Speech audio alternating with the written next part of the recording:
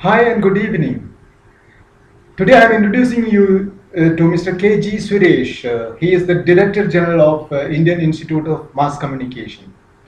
In an exclusive interview to wirenews.in, he has opened up his thoughts on journalism education, and how the fourth estate is doing its trends in India. Let us listen to him. Yes. Sir, what is your observations on Indian journalism today?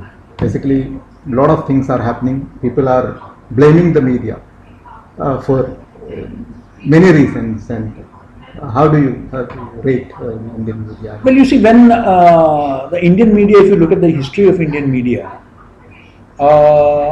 it started with a mission. The mission was the freedom struggle. Yes.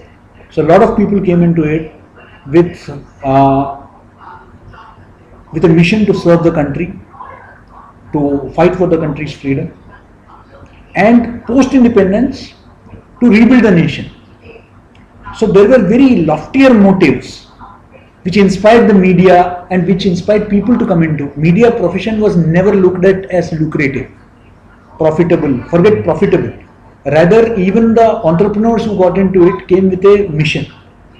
People used to, sell off their property, and they used to run these, individual, printing presses, and they used to really struggle. And that was a lot of films used to be made on the struggles of such journalists, who would print from their own pocket, who would lead a life of penury. In fact, journalists were never seen as very good, prospective bridegrooms. In fact, they always that people were not sure whether their daughters would have a happy life after marrying a journalist. Nobody, the landlords in cities like Delhi would not even rent accommodation to journalists, fearing that they may not be able to pay. That used to be the kind of. But of late, and naturally so, a lot of professionals have come in. To that extent, I have no issues. My problem begins when it becomes a mercenary profession, wherein there are people who are now owning media and who come from, the real estate background, the chit fund owners, and for them, the media organizations that they run are basically facades meant to either as a fashion statement, as a status symbol, or they look at it as a cover-up operation for their, other illegal activities, and also to promote themselves. So when you see this, a lot of political parties are now, particularly in South, in Odisha, in Assam, and in other states also, where political parties are directly running television channels. Then you have the entire, radio tapes, the paid news, and all that. So what started as, what we remember as lifafa journalism, so you will put some currency or a gift voucher inside an envelope and hand it over to the journalist along with the press release, has got institutionalized. Now you have institutions which are directly approaching, and that they will plant stories on your behalf, what is called advertorial, where there is the reader is unable to distinguish, or the viewer is unable to distinguish between what is a promotion and what is news, and then the credibility has eroded. If media loses its objectivity, its accuracy. But having said that, I still believe that whether it is corruption, whether it is the misdeeds of the high and the mighty, and that includes whether it is people from business, politics, or any other walk of life, whether it is regarding the condition of the poor, downtrodden, underprivileged people. Now look at the famine or the drought situation, say in Marathwada, or the farmer suicides, or harassment of women at workplace. Media has not spared anybody, even the high and mighty. Of late, big names are coming. So media continues to be a beacon light for the society, and media is still doing a great role. People have immense faith in media, but as the conscience keepers of the nation, of the society, we should be, when we are pointing one finger at someone, three fingers are pointing at us. So there should be an introspection, because there may not be any agency to curtail our freedom. There may not be any regulation to bind us, but there is need for self-regulation. Instead of being self-righteous, if we can, what is needed is self-regulation. Are we doing the right thing? Are we sensationalizing things? Has TRP become the ultimate call? But so we have this Press Council of India and all to at least look at some regulations and all. Does it really work? Yes, but so far the general feeling has been that Press Council doesn't have it has often been compared with a toothless tiger. Yes, exactly. It doesn't have the power to even when it censures, it is not mandatory on the part of the newspaper to even carry it. Yeah, exactly. So can it punish? I think that the time has come now that after the Press Council of India was set up, we have had made deep forays, we have expanded into electronic media, we have now the web media. We should have in place a larger Media Council of India, which would look at every media. Of course, now we have media's own self-regulatory mechanisms, but I think that a body comprising eminent citizens, constitutional experts, people from judiciary and media stakeholders, that is necessary to I think to guide the media. I think it's very important. The present setup is inadequate. Sir, you've been with the Doordarshan. So what do you think, like state-owned media, will it really help in giving a balanced news for the public? Okay. I look at it, there are two issues. There are two issues. When Prasar Bharati was conceived, at that time there were no private television channels. Doordarshan was the only channel. Yes. So there was a greater demand that it should be an autonomous body, and as a public broadcaster it should cater to all views. Today we have a situation when all views are being represented through different channels. So that initial demand, that has lost its relevance now. But having said so like any other stakeholder, if anybody A to Z can have their own channels, the state also, because today's commercial media or private media is not focusing adequately on developmental issues, on issues concerning the masses, on schemes which are of great benefit to them. You see, it is not a government scheme. These schemes belong to the people. It is the people's money which are being put into that. So you have, say whether it is a Jan Dhan or it's a, insuring the uninsured, Mudra, all these are for the benefit of the people. It should reach to the people.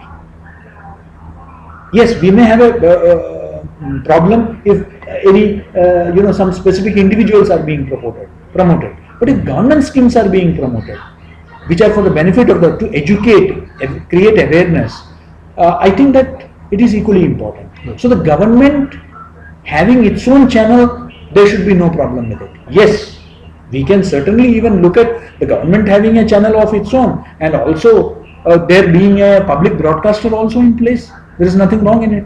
So as of now, from my experience in Doordarshan, at least I can tell you that never, not even once, I ever got a call from anybody, as editor of Doordarshan, that I should be towing a specific line or I should not do this particular program. I have introduced programs like Do Took, where you have rivals, political rivals from all the sides who come there and put across their perspective, their views. But it has only been encouraged, so I have never been discouraged from. But yes, the focus has been developmental journalism. The focus has been on educating, creating awareness among the people about, about their rights, about the, provisions that they have under the laws, the facilities that the government provides them. So their rights basically. So, and also inculcating a sense of patriotism, inculcating a sense of good citizenship, civic sense. I think that these are also very important. So by and large, DD continues to play, I believe, the role of a good public broadcaster. Sir, how happy you are about the journalism education in India, basically? Because now you are getting into a area where it's like new generation journalists have to be trained and. Well, I have been teaching journalism at the Indian Institute of Mass Communication itself for the last 17 years as a visiting faculty. I've been teaching at other institutions also, including different universities. I was adjunct professor at the Makanlal Chaturvedi National University of Journalism, and I've been teaching at different Delhi University colleges and IP university colleges. So I feel that while we are providing them a lot of theoretical, I believe that both theoretical aspect is important for laying the foundation, but at the same time, there is a very urgent need for an enhanced industry academia, synergy. I know that some guest faculty are invited, but this is not an institutionalized interface.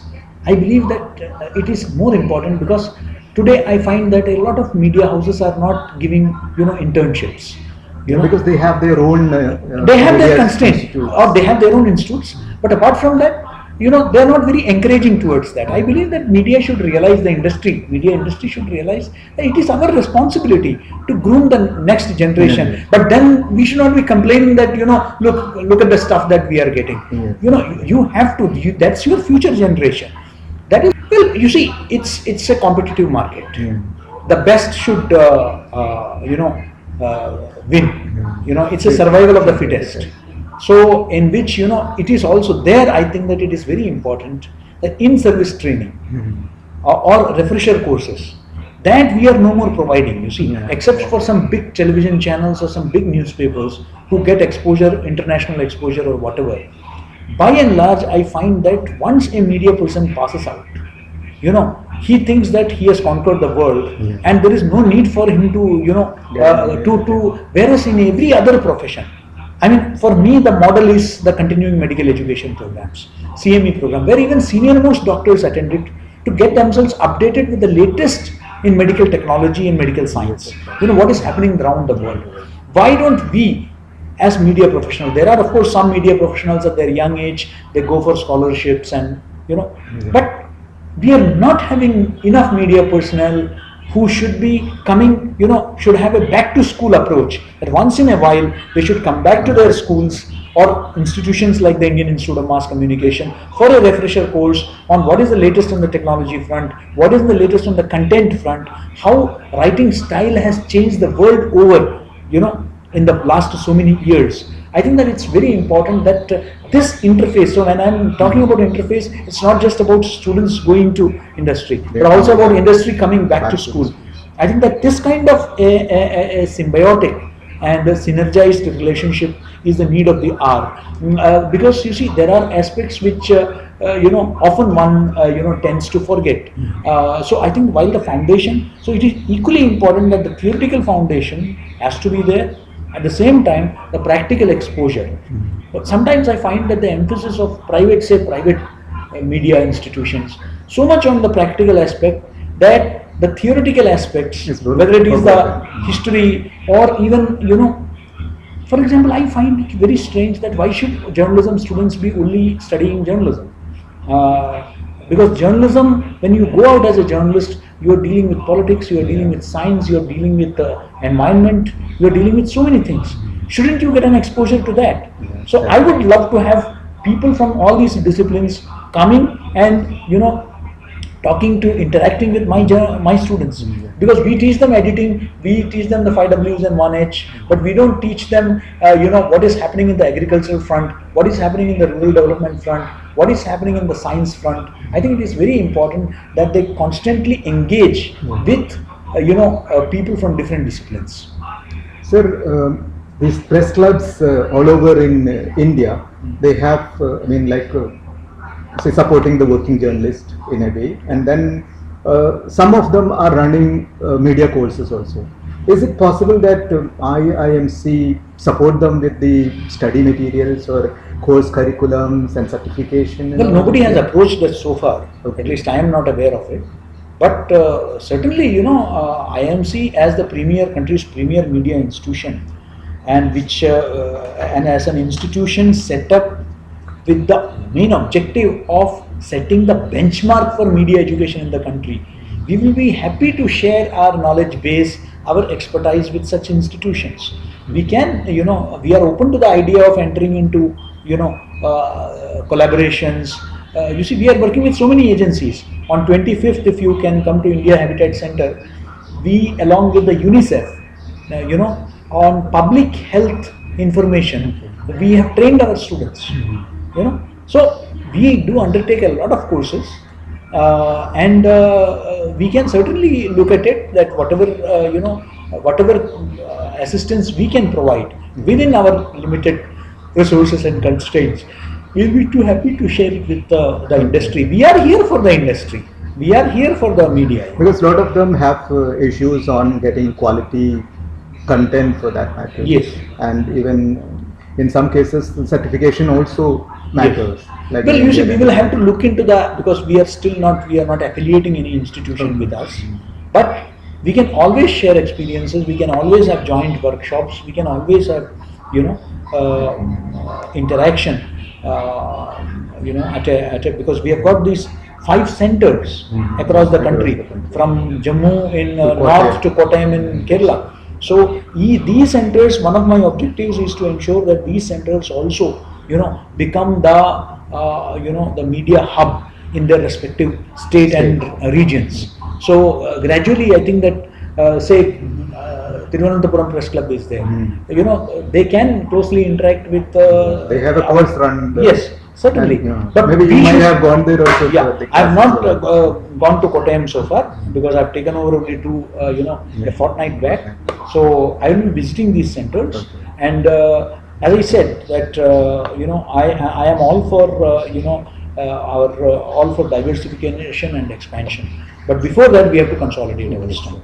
Sir, Digital India has been very, very popularly been promoted by the Prime Minister of India. How do you take that to your courses if you, want your journalists to be digitally sound? You see, we have a department. It's a new and, media. It's a new media department. It is already integrating a lot of stuff with the remaining other departments. I'm also getting we I have just got have one of seen the your finest. Facebook page now new Yes. in adopted. So Yeah, one of the that is finest libraries we have got, 30,000 books. I have already given instructions for its digitization. Again, I was a little surprised when I came here and I found that we don't have our own independent Facebook page or Twitter handle. I felt that as a media institution of such Yeah. prominence, such eminence, we should be having our own, we It's are already on the job. already. And we want to get it launched by the Honorable Minister of State for Information and Broadcasting. He is coming here on 27th. So let's see. And And many papers like Hindustan Times and all, they have started like digital first. The kind of delivery. certainly, I believe that convergence media and all these aspects are, we are, as I said, that I'm still in the process of, understanding things. And once, maybe if not from this academic session, you can see a lot of changes from the, coming academic session. Certainly, yes. But again, there is a talk about like print media is dying. It's like world over the conversations happen. But do you think in India, a country like India, can survive without a newspaper? Well, I can. Print. That is- But you see, Gradually, yes, a lot of our youngsters are shifting to the new media on their mobile phones and other stuff, iPad and other stuff. But at the same time, I would say that unlike the rest of the world where print media is virtually winding up, the situation is different so far as India is concerned. We see a lot of multiple editions coming up all over because there is a growing literacy rate. There is a growing aspirational India which is coming up in the districts and the rural areas, and for them, a newspaper is not just a status symbol. A newspaper is also a symbol of empowerment. So they are looking at that. For them, a phone will not do. They would prefer to read the newspaper. They would also prefer to flaunt the newspaper. This is one country where newspapers are thriving. In fact, their circulation is going up by leaps and bounds. So I think that even the revenue model for that instance, like print is getting more revenue than the digital. Yes. So certainly, you see, in India, I don't see as of now. You see any threat to print media. So the other question is like research is a major concern for journalists, working journalists, and maybe the students who are doing their post-graduation. Yes. We don't have a great research facility in India. If you consider UK and other places, they have a lot of places where they can just barge in and get research done.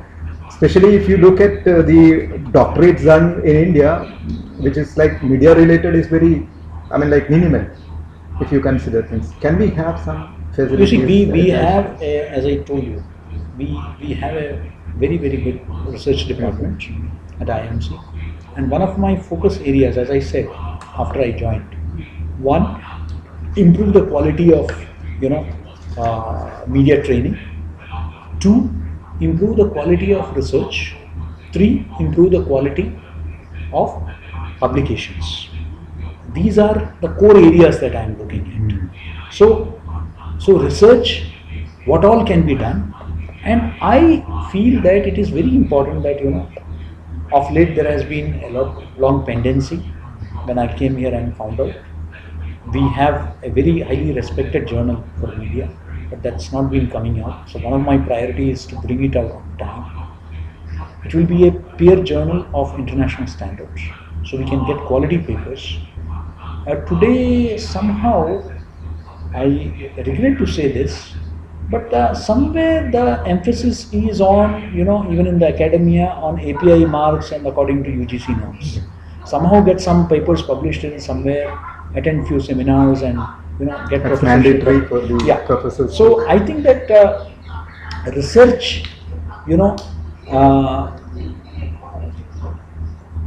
the focus on research, I believe, has to be, because unless we do that, our standing in the world won't enhance, because we may produce a large number of doctorate degree holders, but what is the quality of research in terms of what is new that they have contributed to the international discourse on media, so I think that it's very important. You see, I often in my classroom I say that when you look at a transnational copy or an international newspaper copy, you find a lot of backgrounder there. We don't have that background there, we wish to know. For example, I often give this example. Say, for example, there is a Baglihar, talk between India and Pakistan, or a Tulbul project talk is there.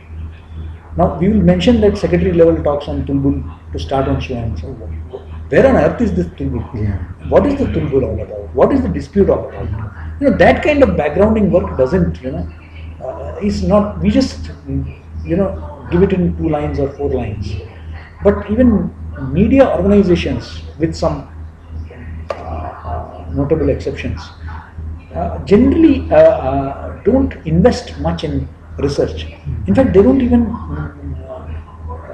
promote or encourage their journalists to go out and take up fellowships and scholarships and enhance their knowledge base.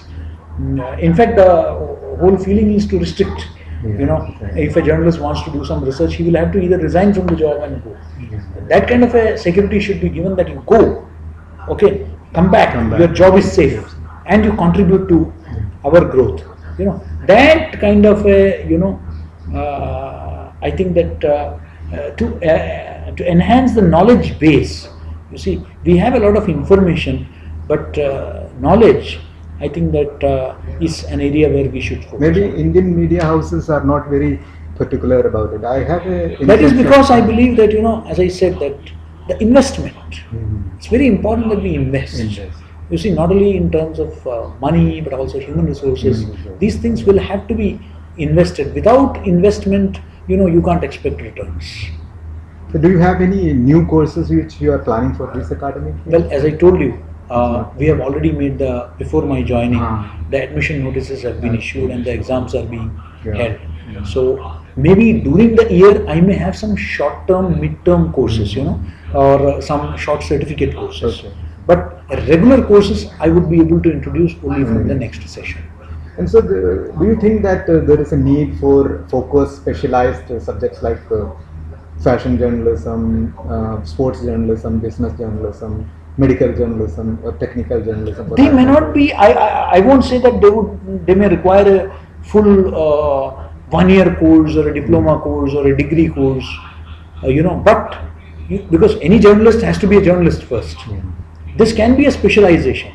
It can be either through a certificate course or it can be a part-time diploma course, which even working journalists can. Yeah, that is right. They need not be a full-time residential kind of courses. They can. It can be held on weekends. It can be. The idea is to equip them to make specialization. Maybe journalists have difficulty taking leave from their respective jobs. We have to make it industry friendly, so that they don't have to lose their jobs to gain knowledge.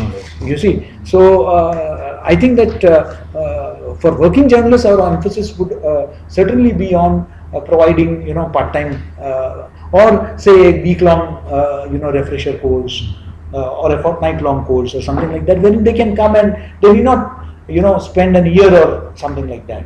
So that would be there. But yes, specialization is the what I should say that is the need of the hour. Is the need of the hour.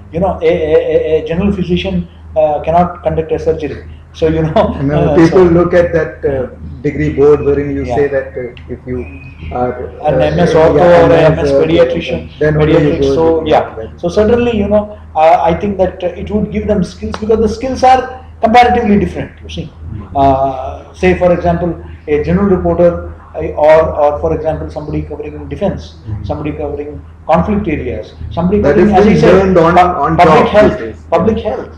These are areas which needs a lot of what are the ways? I mean, like you should come for our 25th 25th, program right. where we have talked about evidence-based journalism. It's very important for public health. Because if you report anything wrong, it can cause panic in the society. It can lead to misinformation. Yes, yes. We have seen that in the case of Pulse Polio program. Yeah. Certain misconceptions were spread, as a result of which there were resistant Against, groups.